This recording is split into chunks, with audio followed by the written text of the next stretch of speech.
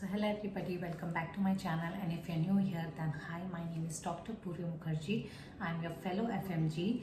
I cleared my FMG on December 2022, or you can say as January 2023. I'm currently doing my internship at GMC Mahasamund, and today I'm here to share with you guys my tips and tricks for 30 days. As you know कि अब सिर्फ 30 दिन ही बचे हैं, 1 month left for your FMG exam. I know कि बहुत ज़्यादा panic हो रहा होगा आप लोग को कि कैसे पढ़ें, क्या पढ़ें, कितना पढ़ें, कहाँ से पढ़ें, और इस 30 डेज़ में आपको क्या क्या करना चाहिए और क्या क्या नहीं करना चाहिए। ये सब जो टिप्स और ट्रिक्स है ये मैंने अपने प्रिपरेशन में भी डाला था, जिससे मुझे बहुत ही अच्छा रिज़ल्ट मिला था। और मैंने अपना जो एग्ज़ाम है वो 3rd अटैम्प्ट पे क्लियर किया था। मेरा जो 2 अटैम्प्ट था वो कुछ मार्क्स से रह गया था। तो मैंने सोचा कि आपसे ये टिप्स मैं शेयर करूं ताकि जो भी अभी देख रहा हो उनको कहीं ना कहीं हेल्प मिल जाए इस चीज़ से, है ना। क्योंकि इस टाइम पे ऐसा लगता है कि कोई हो जो हमें बता दे कि कैसे पढ़ना है, क्या पढ़ना है। तो इन्फॉर्मेशन मैं आपसे शेयर करने वाली हूँ। अगर आपको ये हेल्पफुल लगे तो प्लीज़ ये अपने फ्रेंड्स के साथ शेयर करिएगा ताकि उनको भी हेल्प मिले। और मैं एक एक करके आपको पॉइंट्स बताते जाऊंगी और एक्सप्लेन भी करते जाऊंगा, आपको बहुत हेल्प मिलेगी। सो या लेट्स स्टार्ट। सो गाइस, पहला पॉइंट ये है कि आप एक चार्ट पेपर लेंगे, उसमें ऊपर हेडिंग डालना डेज लेफ्ट, और 1 से लेकर 30 तक आप नंबर डालेंगे एक एक ब्लॉक में। मैं आपसे शेयर कर देती हूँ, ये फ़ोटो मैंने बनाया था। इसमें 56 डेज़ हमको बाकी थे, तो मैंने ये पेपर बनाया था, आप देख सकते हो। और उस पेपर में मैंने 1 2 3 4 करके पूरे 56 डेज़ तक के लिखे थे, और उसमें 56 डेज़ को मैंने क्रॉस किया है और उसमें एग्ज़ाम लिखा है क्योंकि उस दिन मेरा एग्ज़ाम था। तो ये चीज़ लिख के आप अपने बेड के साइड वाले वॉल पे चिपका सकते हो, या फिर जहाँ आप स्टडी कर रहे हो वहाँ आप चिपका सकते हो, ताकि आपको पता रहे कि आपको इतने ही दिन बचे हैं और इतने दिन में आपको पूरी चीज़ें कंप्लीट करनी है। आप जब स्टडी करने जाओ तुरंत आप उसमें क्रॉस लगा लेंगे, ताकि आपको ये माइंड में रहे, आपके मेंटली रहे कि हाँ अब मेरे पास इतने दिन बचे और एक दिन हमारा चला गया है ना। तो इससे क्या होगा कि आपको प्रिपेयर करने में भी ज़्यादा बूस्ट मिलेगा। हमको इतने दिन में ही कंप्लीट करना है, हमारे एक दिन तो चला ही गया, ठीक है।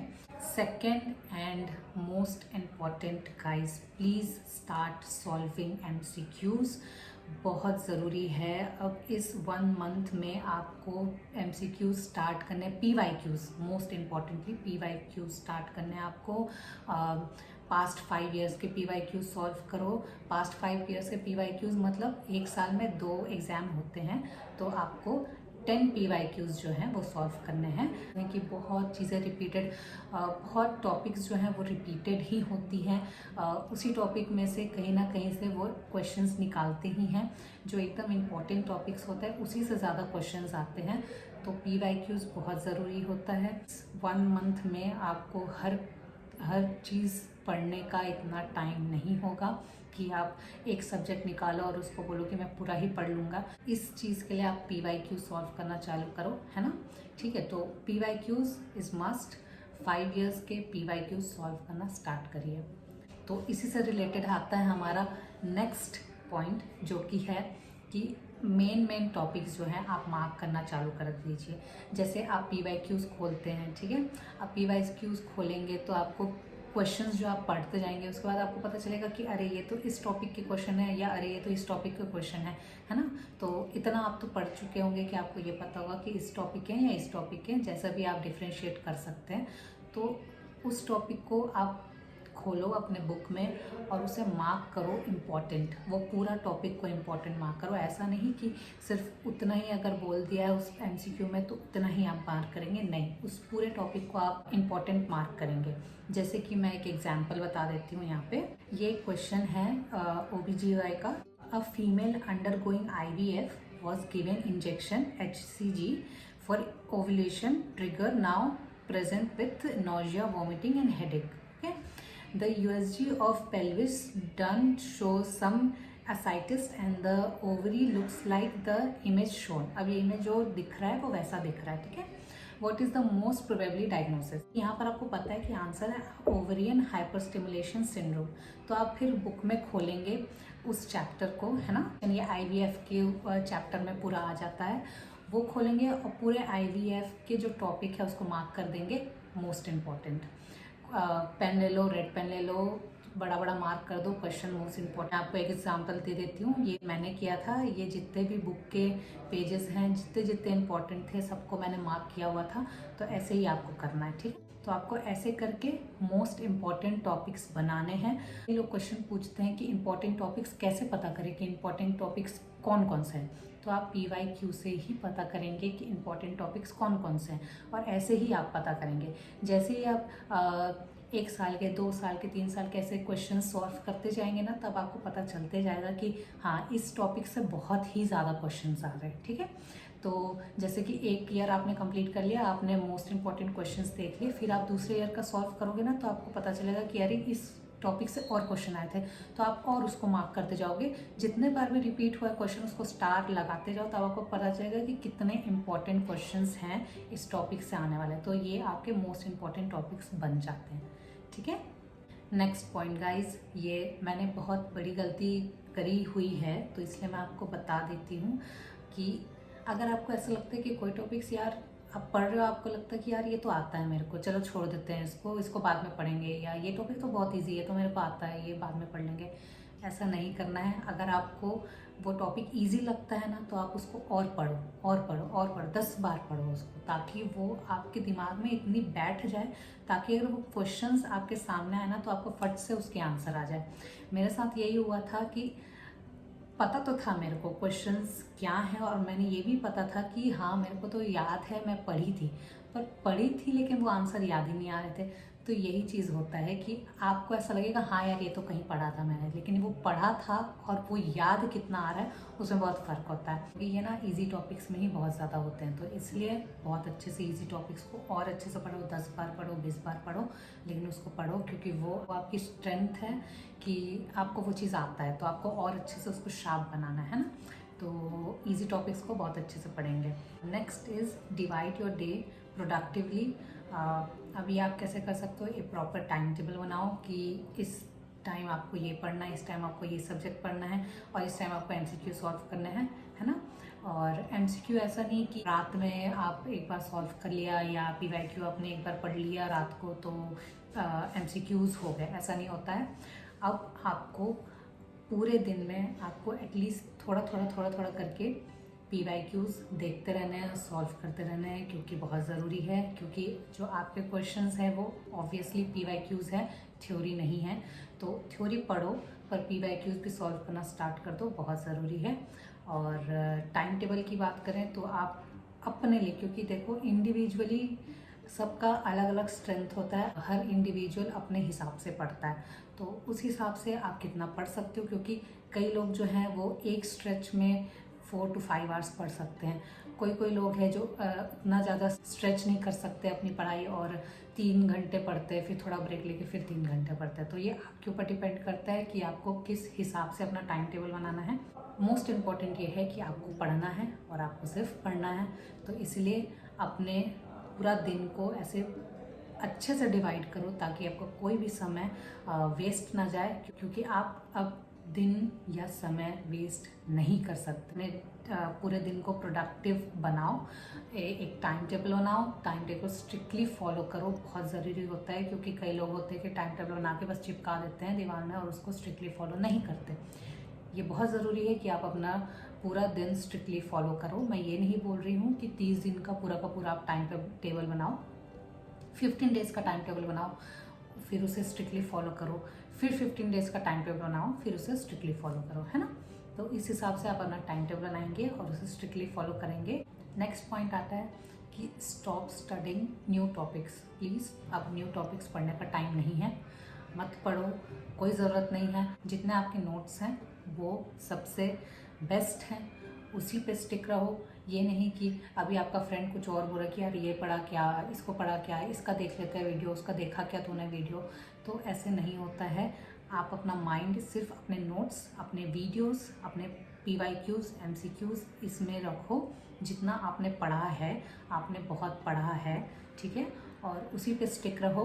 इधर उधर अपना दिमाग घुमाने की कोई ज़रूरत नहीं है, क्योंकि इस टाइम पे क्या होता है कि आप न्यू टॉपिक्स अगर पढ़ना स्टार्ट करोगे तो आपके दिमाग में घुसेगा नहीं, और अगर घुसेगा नहीं तो फिर आप फ्रस्ट्रेट होते रहोगे, फिर आपको डर और ज़्यादा लगेगा, है ना, एंजाइटी और ज़्यादा होगी। इसलिए प्लीज़ न्यू टॉपिक्स मत पढ़ना, क्योंकि अब हमारे पास न्यू टॉपिक्स के लिए टाइम नहीं है, ठीक है। नेक्स्ट पॉइंट है कि make notes and chits for your important stages और टेबल्स जो होते हैं ना, हम पूरे सब्जेक्ट्स में ऐसे कई टेबल्स हैं या इम्पॉर्टेंट जो स्टेजेस होते हैं किसी किसी के, जो कि बहुत याद रखने की ज़रूरत होती है ना, तो हम लोग भूलते रहते हैं उसको कि कैसे याद रहेगा कैसे याद रहेगा। तो आप ये काम कर सकते हो कि जैसे आप पढ़ना स्टार्ट करोगे अभी, है ना, अगर आपको ऐसा लग रहा है कि ये बहुत ज़्यादा इंपॉर्टेंट है, इसको याद रखने की ज़रूरत है, तो आप जो स्टिकी नोट्स आते हैं उसमें आप लिखना चालू करो और अपने जहाँ भी जैसे पढ़ने बैठ रहे हो उस टेबल के सामने चिपका लो, या बेड पे जा रहे हो तो उस टाइम, या एक कॉपी बना लो छोटी सी, है ना, कॉपी बनाओ और उस कॉपी में आप लिखते जाओ कि अगर आपको ये टेबल इंपॉर्टेंट लग रहा है और आपको पता है कि ये टेबल से आते हैं क्वेश्चंस और आप भूल रहे हो उसको, तो आप ये चीज़ कर सकते हो कि अलग से एक नोट्स बनाओ जिसको आप बाद में पढ़ सकते हो। और ये चीज़ आपको बहुत काम आएगी जब आपका लास्ट 7 डेज रहेगा, आपको बहुत काम आएंगे ये नोट्स। जब एंडिंग आता है ना, तो फिर क्या होता है ना कि हमको याद आने लगते हैं, अरे ये वाला स्टेज कौन सा था, वो वाला स्टेज कौन सा था। अब आप बुक तो पलटने जाओगे नहीं, है ना, इतना टाइम नहीं है हमारे पास, हम ढूंढना भी स्टार्ट करते हैं तो हम भूल जाते हैं कहाँ था, कौन सा स्टेज था। तो ये कॉपी आपके लिए बहुत हैंडी होगी, और उसको अपने पास रखो और उसको रिवाइज करते रहो, ठीक है। नेक्स्ट पॉइंट, और प्लीज़ ये बहुत ही इंपॉर्टेंट पॉइंट है, प्लीज़ कान खोल कर सुन लो, स्टॉप गिविंग जीटीज़। कोई ज़रूरत नहीं है जीटी देने की आपको।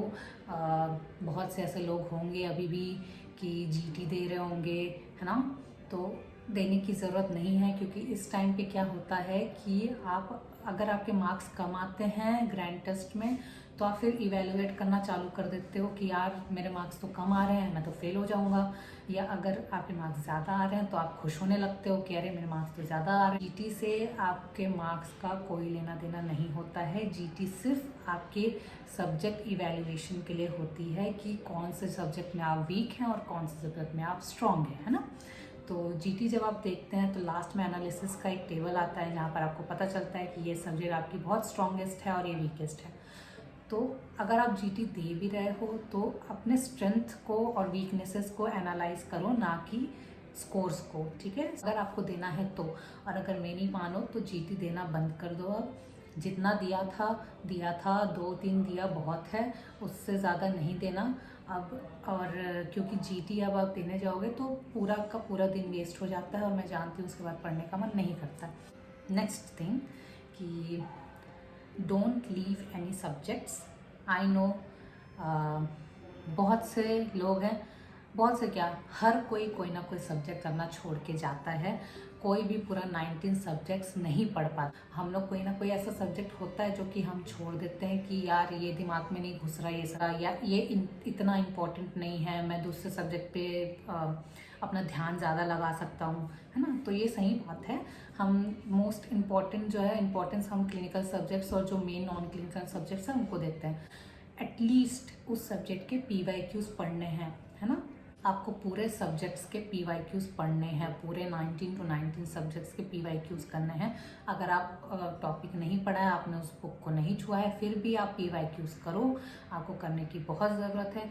क्योंकि क्या होता है कि अगर उस सब्जेक्ट से क्वेश्चन आ जाए, चलो 5 क्वेश्चन आए, ठीक है, 5 क्वेश्चन में अगर आप PYQs देखेगा एटलीस्ट 2 बनेंगे करेक्ट, 3 बनेंगे करेक्ट, है ना। अच्छा हुआ तो 5 बनेंगे करेक्ट। पर अगर उस सब्जेक्ट से पाँचों के पाँचों क्वेश्चंस जो है आपने सॉल्व नहीं किए, है ना, तो आपके कुछ मार्क्स वहाँ पर कट जाएंगे। और यहाँ पे एक एक मार्क्स बहुत इंपॉर्टेंट होता है। ये उन लोगों से पूछो जिनके 49, 48, 47 ऐसे आते हैं, बहुत इंपॉर्टेंट है एक एक मार्क्स। तो एटलीस्ट PYQs करके जाओ जो सब्जेक्ट्स आपने नहीं किए हैं अभी तक। अब आपको एक संतुष्टि रहेगी कि हाँ ये सब्जेक्ट भी हो गए, मेरे पूरे के पूरे सब्जेक्ट्स मैंने पढ़ लिए हैं, कोई मैंने छोड़ा नहीं है ना। तो PYQs ज़रूर करो, ठीक है। Last and most important guys, please पढ़ाई स्टार्ट कर दो। ये 1 महीना आप अपना जी जान सब चीज़ लगा दो यार, क्योंकि ये जो मंथ है इसमें आपको अपना 100 to 100% देना ही देना है। अब अगर आप बोलोगे कि मैं नहीं कर सकता या मैं इतना नहीं पढ़ सकती या मुझसे नहीं हो रहा है, मैं नहीं बैठ पा रही हूँ, तो फिर कुछ नहीं हो पाएगा आगे आपका। मैं सीधा साफ बता रही हूँ, कोई एक्सक्यूजेज अब काम नहीं करेंगे। आपको भी पता है कि 1 मंथ ये बहुत इम्पोर्टेंट है आपके लिए, और अगर ये 1 महीना आपने अपना पूरा नहीं दिया तो आपको पता है कि आगे क्या होगा, फिर आपके रिजल्ट्स कैसे आएंगे आपको ये भी पता है। फिर उसके 6 महीने आपको फिर से रिपीट करना है, फिर से यही सब पढ़ना है, ये भी आपको पता है। प्लीज़ प्लीज़ प्लीज़ पढ़ाई चालू कर दो। जितना आपने मस्ती मौज जो भी किया है पिछले महीने, पूरे 5 महीने जो भी आपने किए, मुझे नहीं पता है और मैं इस चीज़ के लिए जज भी नहीं करूँगी, लेकिन अब आपको पढ़ना स्टार्ट करना ही पड़ेगा, चाहे कुछ भी हो जाए। अगर आपको ये एग्ज़ाम क्लियर करना है तो ये एग्ज़ाम अब वैसा एग्ज़ाम नहीं रहा जो पहले था 3-4 साल पहले। ये टफ़ होता जा रहा है और जितने साल आएंगे ये टफ़ होता जाएगा।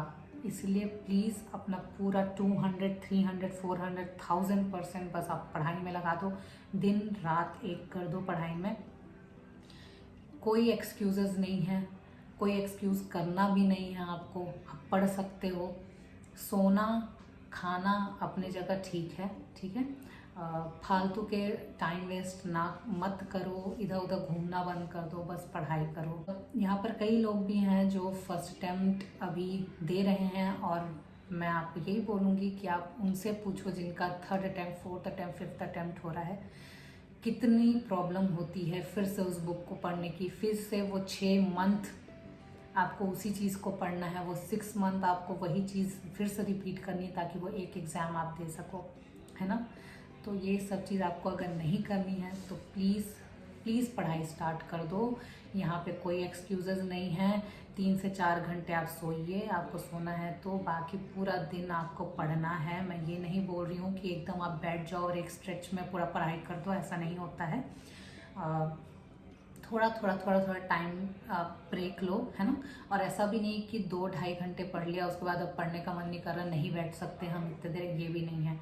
आपको बैठना है, आपको एटलीस्ट एक बार में एक स्ट्रेच में 4 घंटे बैठने ही बैठने हैं, ताकि आपको ये एक वो मिल जाए कि वहाँ पर भी आपको एग्ज़ाम में 3 घंटे बैठने होते हैं, 3 और 30 मिनट्स बैठने होते हैं आपको, है ना। 3.5 घंटे बैठने होते हैं वहाँ पे। तो अगर आप ऐसे नहीं बैठ पाओगे तो वहाँ पर भी बैठ नहीं पाओगे। तो एटलीस्ट अपने माइंड को ट्रेन करो, अपने ब्रेन को ट्रेन करो कि आपको इतना पढ़ना है, इतने से इतना स्ट्रेचली पढ़ना है। ऐसा लगता है कि यार मुझे कुछ याद नहीं आ रहा है, या मैं पढ़ रहा हूँ, मैं इतना पढ़ रही हूँ लेकिन मेरे दिमाग में कुछ आ ही नहीं रहा, कुछ आ ही नहीं रहा। सबके आता है, कोई प्रॉब्लम नहीं, कोई दिक्कत नहीं है, स्ट्रेस लेने की कोई ज़रूरत नहीं है। जब आपके पास आपके सामने जब वो क्वेश्चंस आएंगे ना, तो आपका माइंड खुद रिकॉल करने लगेगा उस चीज़ को, है ना। तो हमको ये पावर बढ़ाना है कि उस रिकॉल में आपको वो आंसर आना चाहिए, ठीक है। तो हर चीज़ रिकॉल हो जाता है उस मोमेंट में, आपको टेंशन लेने की ज़रूरत नहीं है। और नर्वसनेस हो रही है, पता है, होती ही है। 1 मंथ है, सिर्फ 1 मंथ बचा है, होगी। फिर उसके बाद 7 डेज़ बचेंगे, उसमें तो और होगी। देखो यार, जो पढ़ता है ना उसी को डर लगता है। अगर जिसको अभी टेंशन नहीं हो रही तो ये तो बहुत मतलब मुझे बोलना चाहिए कि ये स्ट्रेस की बात है उन लोगों के लिए कि उनको डर नहीं लग रहा है। बहुत अच्छा लगा यार मुझे बात करके, और मैं ये चाहती हूँ कि जितना मैं आपसे मैंने शेयर किया है, एटलीस्ट कुछ चीज़ें आप अपने रूटीन में डालो। और मैं 100% बोल सकती हूँ कि आपको बहुत ज़्यादा बेनिफिट मिलेगा, क्योंकि मुझे भी मिला था। तो जो मैंने किया है वो आपको मैं बता रही हूँ, ताकि आपको भी उस चीज़ का बेनिफिट मिले, है ना। और फिर आऊँगी मैं फिर वापस फॉर 7 डेज़ स्ट्रैटेजी। उस टाइम मैंने क्या किया था, क्या नहीं किया था, और वीडियो में बहुत सी चीज़ें हैं जो मैंने आपको बताई हैं, जो आपको करने को वो आपके उस 7 डेज़ के लिए काम भी आएंगी। तो वो सब चीज़ अच्छे से करो या गाइस। तो यहाँ पर ये वीडियो एंड करते हैं। अगर आपको अच्छा लगा होगा तो do like, share, comment and subscribe to my channel. अगर आपको कुछ भी क्वेश्चंस हैं जो आपको पूछने हैं तो कमेंट सेक्शन में आप पूछ सकते हो, है ना। मैं आपको गाइड अगर मेरे से जितना हो सकेगा मैं उतना करने की कोशिश करूँगी। ये फर्स्ट टाइम है कि मैं FMGs के लिए वीडियोस बना रही हूँ। इससे पहले मैंने नहीं बनाया था, तो अगर आपको अच्छा लगा हो तो प्लीज़ सपोर्ट भी करना ताकि आगे मैं ऐसी और वीडियोस बनाऊँ। ठीक है, सो या ऑल द बेस्ट, और मिलते हैं कुछ दिनों बाद। और आप अपना प्रिपरेशन जारी रखो, अच्छे से पढ़ाई करो, है ना। ये आपको मेहनत करनी पड़ेगी अपने लिए, अपने फ्यूचर के लिए, अपने फैमिली के लिए, है ना। पेरेंट्स ने जितना सेक्रीफाइस किया है तो उनको तो कुछ गिफ्ट देना ही है ना। तो इससे अच्छा गिफ्ट क्या हो सकता है। FMG क्लियर होना उनके लिए सबसे बड़ी गिफ्ट होगी, है ना। तो अच्छे से पढ़ाई करो, मैं आपसे मिलती हूँ। Bye guys.